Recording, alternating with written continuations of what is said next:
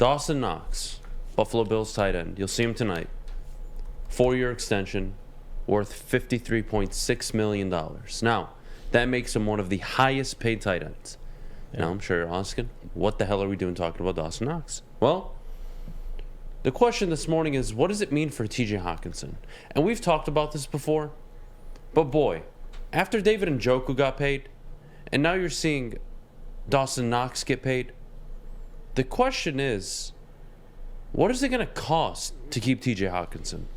Whether he performs or not this year is a whole different debate that we can get into once the season starts. But you want to just compare the last few seasons? Dawson Knox, TJ Hockenson, relatively similar. You could argue Hockenson some better stats here and there. I think we all agree Hockenson has a lot of potential. That's great. But the only way you can showcase your potential is by delivering on the football field, right? I think we're all on the same page this morning. Cool. So the question is, what is it going to take to keep him? And is it worth it, Jeff? Is it worth paying him 14, 15 million, maybe even more?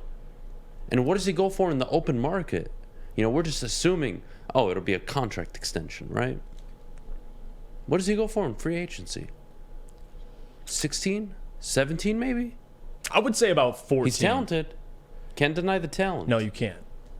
He just needs to be healthy. I think that's the biggest thing for TJ this year. And even on top of that, it's going to be a tough decision because anytime anybody gets paid, and we always talk about this, the next guy is going to jump them. So you see Dawson Knox getting paid more than David Njoku, and when TJ Hockenson gets paid, it's going to be more than Dawson Knox. So the Lions are in a predicament right now. For me, if I'm Brad Holmes, I'm not budging. I'm waiting to see this year. He has a full season. Let him prove he can stay healthy, number one, for an entire year, but play well. And I think if he does that, I don't have a problem signing him. I'm looking at the salaries right now for the tight ends, the highest tight ends in the league. You have George Kittle making the most at $15 million, and then you have it's not updated with Dawson Knox's contract, but you're probably going to want to pay TJ around that number, $14-15 million per year.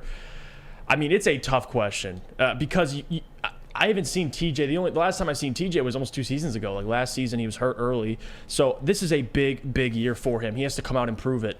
And I think he will. If he stays healthy, he gets 800, whatever it is, yards. Because if you look at Dawson Knox, like statistically, he doesn't really blow you away. Like you look at his last couple years. But I get it. You're paying him to project him. But so TJ's had better stats, technically. Technically, he has. But it's actually, for the most part, wrong. And I'll tell you why. Dawson Knox played how many games last year? Every game? 17. Yep. TJ Hockenson? 12. Well, yeah, there you go. How many snaps a game did TJ Hockenson average? 55. How many did Dawson Knox, who played a full season? 54. How many receptions did Dawson Knox have last year? 49. Hockenson, 61. But who finished with more yards? Dawson Knox did, averaging 12 yards a reception. Hockenson sitting there at 9.6. Dawson Knox, 9 touchdowns. Last year, more than Hockenson has ever put together in a single year.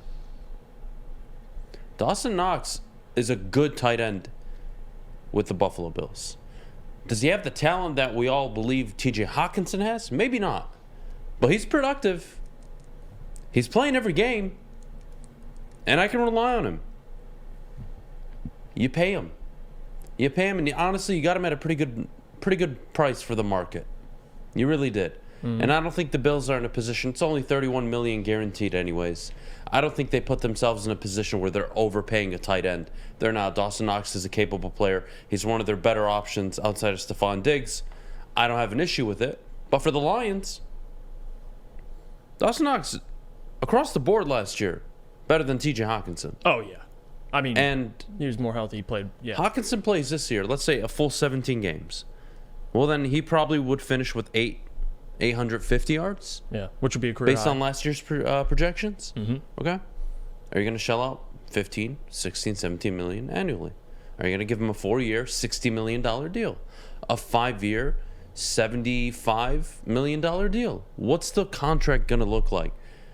I don't think it's worth it, given his injury history, unless somehow, some way, this season, he can play 17 games and then you can consider giving him a contract extension. Because I think we all agree, TJ Hockenson, one of the most talented tight ends in the NFL. Absolutely. Without a doubt. Really gives you a lot. Run blocking. Team player. Never really hear a word out of him outside of the field. That's great. Doesn't draw too much attention. Great. Team guy. How much are you going to have to pay him? And my question to you would be $15 million a year. If I told you that's the price to extend him after this season for 4 more years, would you do it? And you're telling me he's played in every game this season? Let's say he plays 15 out of 17. Ooh, okay. Well, all right. And he's got, he racks up 850 Well, yeah. yards. He looks good. I would say, yeah.